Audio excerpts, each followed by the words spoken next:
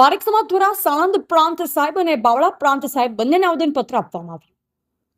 Bavla police સ્ટેશનના police inspector ડાંગર દ્વારા ઋષિવંશી સમાજના માણસોની ઉપર અત્યાચાર ગુજારેલો જે અંગે આવેદનપત્ર આપવામાં આવ્યું હતું.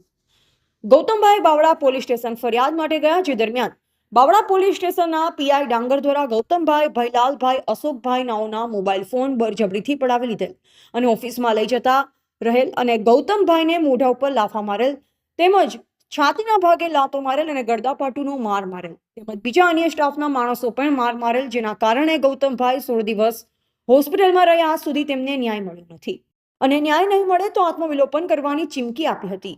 આજે સાણંદ પ્રાંત અને બાવળા પ્રાંતને આવેદનપત્ર મોટી સંખ્યામાં આપવામાં આવ્યું. તેમજ કુલદીપસિંહ વાઘેલા, ગૌતમભાઈના પપ્પા અને ઋષિવંશી સમાજના મોટી સંખ્યામાં લોકો હાજર રહ્યા હતા અને કુલદીપસિંહભાઈની ટીમના લોકો મોટી સંખ્યામાં હાજર રહ્યા હતા.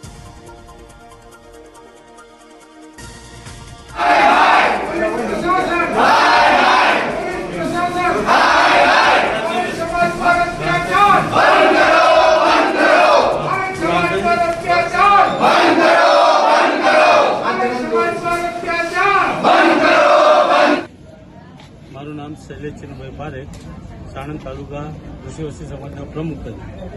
એક અમારે 6 તારીખે બાવળા પોલીસ સ્ટેશનમાં જે બનાવ બન્યો છે એના માટે પ્રાંત સાહેબને આવેદનપત્ર આપ્યું. આજ લગી કોઈ પણ એસપી સાહેબ કે ડીવાયએસપી સાહેબ કે ડાંગરવાળા વિરુદ્ધ કોઈ ફરિયાદ નોંધવા તૈયાર નથી. અમારો નાનો સમાજ છે, નાના સમાજને આટલી રીતના હેરાન કરે પૈસાના વર્ગથી, તો અમારો સમાજ ક્યાં જશે અને નાના માણસો ક્યાં જશે?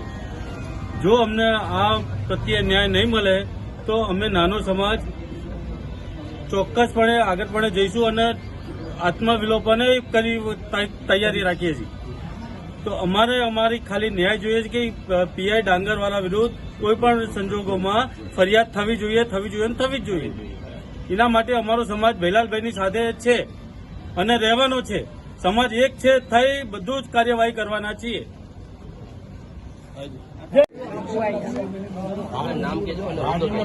રાજેન્દ્ર પ્રસાદ એસ શર્મા, ઋષિવંશી ગુજરાત પ્રદેશ ઉપપ્રમુખ.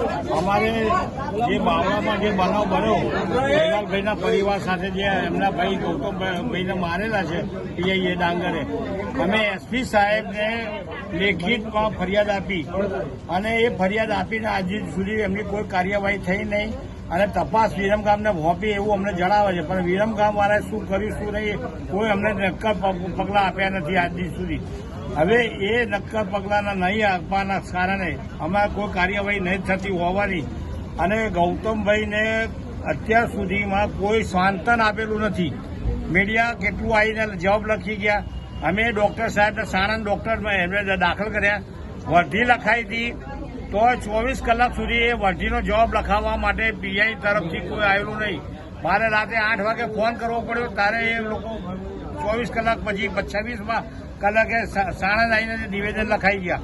હવે અમે ફોન કરીએ છીએ કારણ કે તપાસ ચાલુ છે. તપાસ અમારી એક જ માંગ છે વાણંદ સમાજની કે ડાંગર સાહેબને ડિસમિસ કરે અને જો ડિસમિસ નહીં કરે તો ઓલ ઓવર ગુજરાતમાં વાણંદ સમાજ માટે જજુમ છે અને ગાંધી જિલ્લા માર્ગે આંદોલન કરશે. અને આવતીકાલે કે 2 દિવસનો અમે ગૃહમંત્રી અમને ટાઈમ આપેલો છે. એ ટાઈમે અમે ગૃહમિનિસ્ટરને સંઘવી સાહેબને રજૂઆત કરવા જવાના છીએ.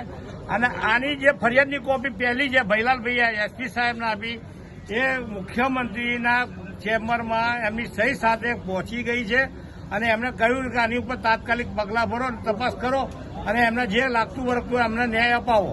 આવી એ લોકોએ કર્યું. ન્યાય સમાજ જાગતો રહેશે ને જાગતો રહેવાનો છે અને આ લોકોના ઉપર પગલાં ભરીને એને ડિસમિસ કરાવવા માટે અમારી તૈયારી છે.